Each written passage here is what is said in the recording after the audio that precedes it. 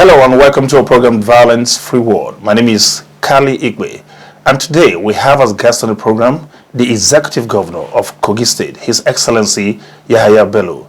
I will be discussing Youth Connect with the leadership of Nigeria going forward. But that will be after we return, after we bring you the special report.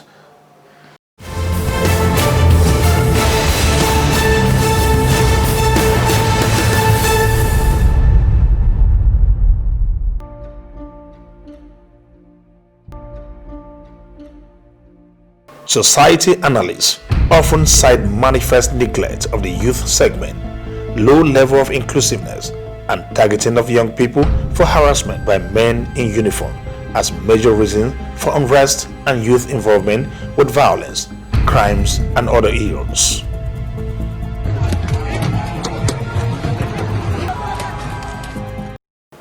Being that youth make up over 60% of Nigeria's population, a gross feeling of discontent by this group can be most unsettling, as was experienced recently with the last NSAS protests that held in various parts of the country.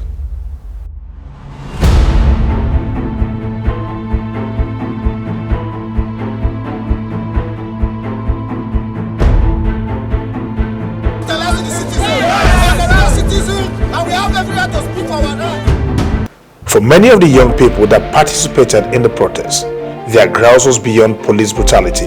They were miffed with the incessant closure of public universities, high unemployment level, and brazen looting of our scarce resources by politicians in the guise of emolument, contracts, and other means.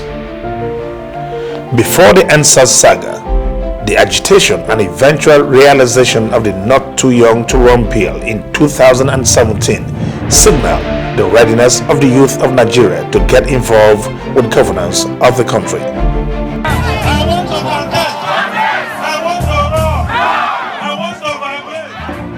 Many will, however, argue that the age brackets of political actors or leaders are not a guarantee of accountability, which is at the crux of the challenge of leadership in Nigeria from pre-independence era.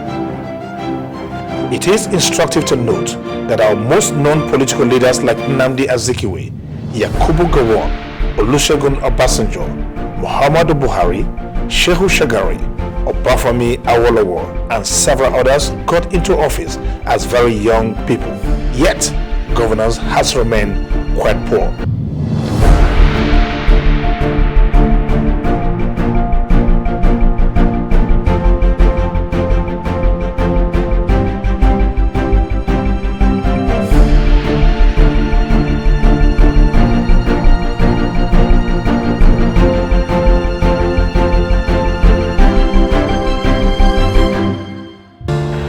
Constant demand for inclusiveness has led many institutions and state governments to begin to show varying degree of concern in that wise.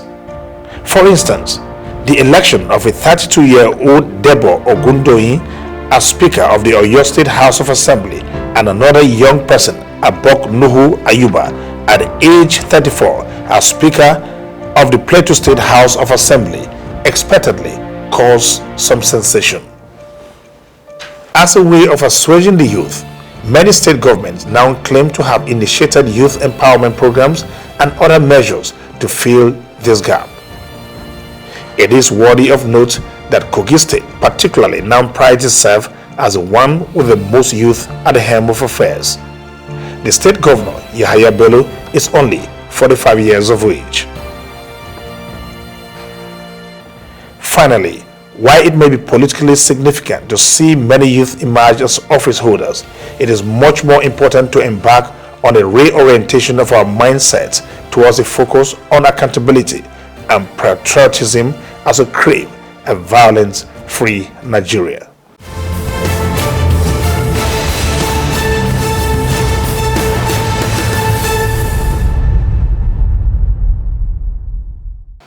Welcome back. I did promise that we have a special guest in the house, His Excellency, the Executive Governor of Kogi State, Yahaya Bello. Excellency, you're welcome to the program. Thank you very much, Mr. Kali. Thank you, Excellency. Now, Excellency, the NGF is getting increased reputation as a mediating body in Nigeria, much more than you ordinarily set out to do. I don't like the NSAS issues came forth, but before then there was the pump price increase, which you succeeded in negotiating a truce between the government and labor. Then even in between then too, you had the ASU crisis, all sorts. I don't know, as a very vibrant member of the Nigerian Governors Forum, not necessarily as chairman, but you're heard a lot and you're respected a lot. I don't know how this role and this reputation makes you feel. Well, thank you very much. NGF, as the name suggests, Nigeria Governors Forum. We are supposed to be an association of governors that usually carry out some kind of a peer review mechanism amongst us and advise each other, advise the country, especially the executive, Mr. President, and indeed bring the various policies of government, to the grassroots and explain to them, the nitty-gritty of the workings of government. So, carrying out the job of mediation and ensuring that the youth and indeed Nigerians really understand the workings of government, is quite commendable, and I believe we're doing great, and we should continue to go on that trajectory. Okay, going forward now, Lokoja, particularly like other major cities in the country, buoyed seriously when NSAS came forth. And we're wondering, you saw it coming, and I'm sure as a young man yourself, you could anticipate what would happen, including even the hijack of the event. We want to get into your mind and find out, how was it like? What were you feeling like when it came this close and eventually it happened? Thank you. The issue of NSAS as it affects Kogi State was not really, Kogi did not boil. Lokoja did not boil per se. We as a government and as a people understood clearly ab initio the demands of the NSAS protesters. And I am the first governor that identified with them and supported them in their quest for a genuine agitation or protest. But along the line, I cautioned, that they shouldn't allow the unguided people or young ones hijacking the system. In Kogi State, what happened actually was a result of imported hoodlums that tried to invade Lokoja, where some palliatives were ongoing, were being shared. The various relief materials, both from Kogi, from NEMA, from our own SEMA, and other donations came. Usually we go on, is what we do periodically. And every other local government, out of 21 local governments, only one, which is Lokoja local government, decided, because we allow them to choose their pattern of distribution. Some will choose to be delivering home by home. Some will choose to call on various wards or communities to come for their own palliatives. But in Lokoja, when the NSAS, protest, started and it was hijacked, the Lokoja, their pace of distribution was very slow. And what I did was to quickly wade in, to call on the local government chairman to quickly fast-track the distribution. And it was done successfully. But the imported hoodlums decided to take laws into their hands and broke into two shops or two warehouses. One ADP warehouse where chemicals and agricultural implements were kept, fertilizer and the rest, and our medical store. So, and then what did we do? We simply alerted the real youths within Kogi State, and immediately they checked it. They checked the menace. So without the involvement of regular security agencies like police, the army, or any other law enforcement agents, the youth themselves quickly check them because they know themselves. So those who are imported to come and cause mayhem were immediately prevented. Okay. And then minimal damage, even though as much as from the recent calculation we had, over 4 billion, but could have been worse. 4 billion? So, yes, exactly. Especially medical equipments that were destroyed. Remember in Kogi State, we were building world-class hospitals, across the state. So some of the equipment that arrived, they went to vandalize it, which is surely, an act of criminality. That must have been very emotional for the government itself. I saw the Commissioner for Health whip publicly on TV. Honorable Commissioner for Health, Dr. Saka Audu, is a very passionate and committed young medical doctor. So that touched him very well because we know exactly how much we were able to put together to be able to get those equipment. So that is exactly what happened in Kogi. In Kogi State, our youth were largely peaceful, and they know exactly what we are doing, and they were giving their necessary support. Okay, now, even though a 5-point demand was put forward by the protesting young people and acceded to immediately by the federal government, the protest itself brought forward, and it is clear now that a legion of other matters necessitated, like injustice, poverty, all sort of things, and that has come and passed. But looking at it generally, some people actually feel that this could mean a vote of no confidence on the present crop of leadership in the country. Do you feel that way too? I know you're like in between. You're there and you're here. Thank you. You see, allow me to speak very frankly and sincerely. What I have come to realize is that there's leadership failure over the time. Our forefathers of blessed memory, when you talk of Sir Ahmadu Bello, Tafawa Balewa, Zigs, the Awolowas, meant well. They were nationalists. They meant well for this country.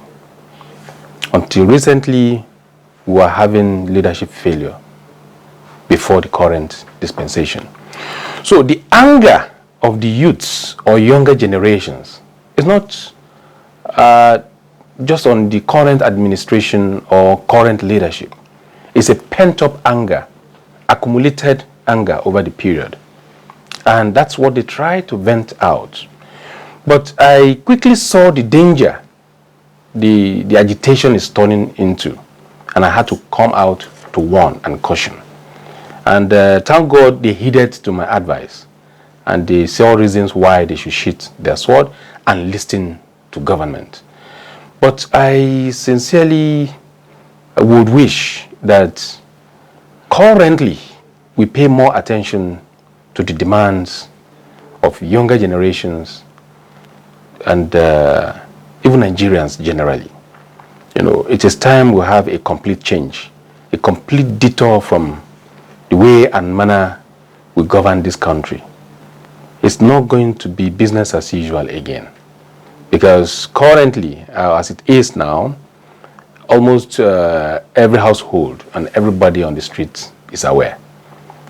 This is the current. Currently, this is the period of information technology. Whatever happens in one's house is there all over the world. We know exactly what is happening. And me, as a leader of the younger generation in government today, anything I see that is not going to go down well with the younger generation, I will speak out. That's your constituency, more that or is less. my That's more where or you're coming less. from. That is more or less my constituency. Yeah. I will speak out, and that is what the position I stand. But so far, have you had any issues with your older colleagues when it comes to your stating it as it is? Yes, very well. I've had several issues with them, and some we discuss it in-house that mustn't necessarily come to the open. But sometimes I can't just hold it again. I just let a little out there, and in a form of warning to those that are still thinking it's business as usual, that it can't be business as usual again. We must listen to the yearnings and aspirations of the people. So, Okay, Excellency, NSAS protest brought to the fore some other issues like bordering on structural deficiency also. That's part of what we're going to come back and talk to when we return from this break. This is Violence Free World. I've been speaking with the Executive Governor of Kogi State, His Excellency Yahaya Bello. When we return from the break, there'll be more. Stay here.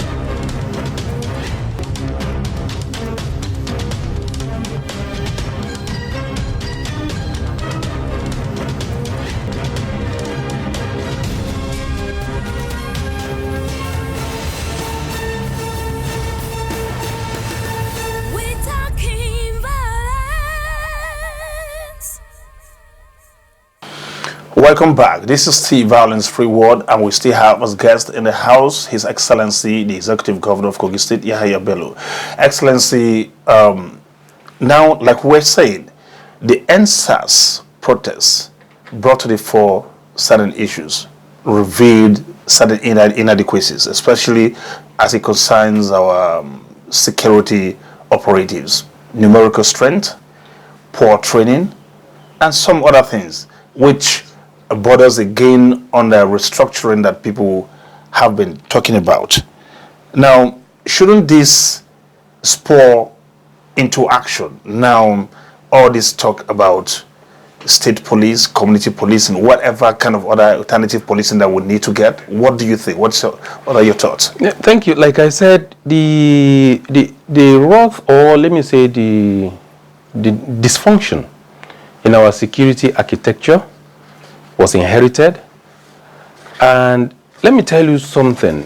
The current administration is doing a lot in ensuring that the army, the police, there are reforms.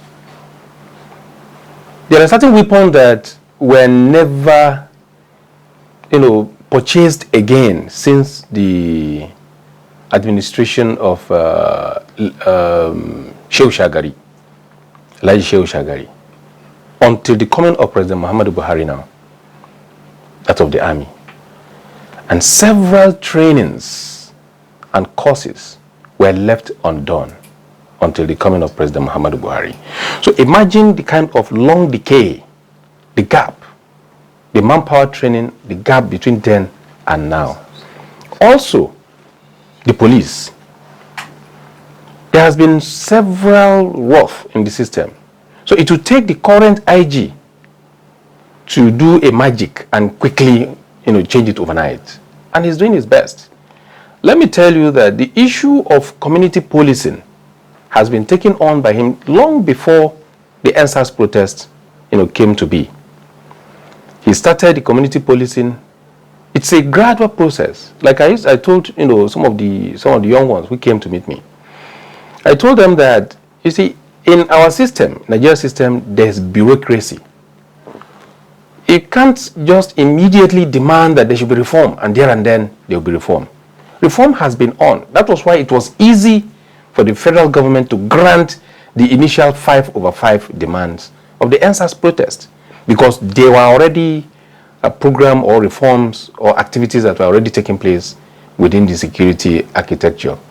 Purchase of equipment and what have you, all these were things that were on the pipeline already. Remember, Mr. President paid for certain helicopter gunships, from US. This took place long before now. There is over $1 billion that was approved by NEC, to support the military. These are just to, support or meet up the gaps that that were inherited, that were met on ground, and that one is ongoing. So it was easy for the government to quickly grant the request of the NSAS protesters. Only that when you are hungry or you are thirsty, you are agitated, you want things done quickly, But I think the government is doing, the right thing in the right direction in that regards. However, I will implore the government generally that we should do more. In Kogi State, we discovered that there is this particular gap which exists almost everywhere. And in order that we quickly meet up, we sought the approval of the authorities concerned to set up local vigilante. We sought approval to quickly incorporate the local hunters and other volunteers, and we got the approval. And in line with the law that I inherited from my predecessor, signed into but never executed, to establish our local vigilante, I quickly started the execution. We recruited able-bodied men across the state who will be trained in information gathering and fighting insecurity. At the same time, we quickly ensure that our governance principle and practice is open door policy, and then the people got to understand the workings of government. They trusted and believed in us. So we ensure that we show them the resources we have. 100 naira, for instance, I'm giving an example. This 100 naira can go into infrastructural development or empowering the people, or we spend the whole 100 naira chasing criminals. At the end of the day, there will be nothing left for development. So the people bought into it, and then they began to volunteer informations, because these criminals live amongst the people. They know them. And people were scared and afraid to come out and give information. So having built confidence in them, they were able to come out and then point out those criminals amongst them. And it was easy for the law enforcement agencies, in collaboration with the local vigilante and hunters, to quickly rout them out. That was why within 6 months of my administration, we were able to rout out insecurity in the state.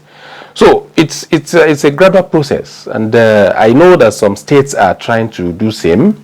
Even though it is better to be late than never. You are aware of the Amotekun of the Southwest, and there are some other outfits in various other states or regions.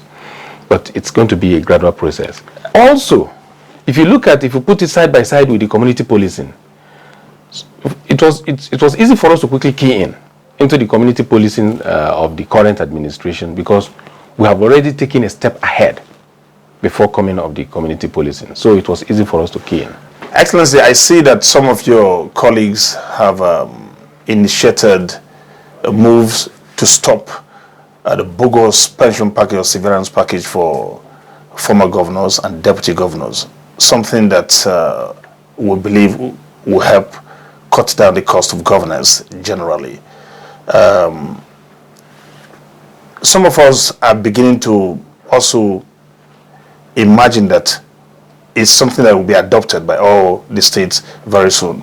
Is this something that you support for Kogi State? Kogi State is the first to make the move. We are the very first to make the move, to raise that executive bill to the Kogi State House of Assembly, to stop or review the emolument of past governors and deputies or even political office holders. We're the very first. Unfortunately, I don't know why the media couldn't carry it, to the world that time. This is to reduce the cost of governance and to be able to reflect the current reality in governance. No more to violence, no more we're crying out, no more to all the killings, no more to violence, no more we're crying out, no more to all the killings, no more, no more,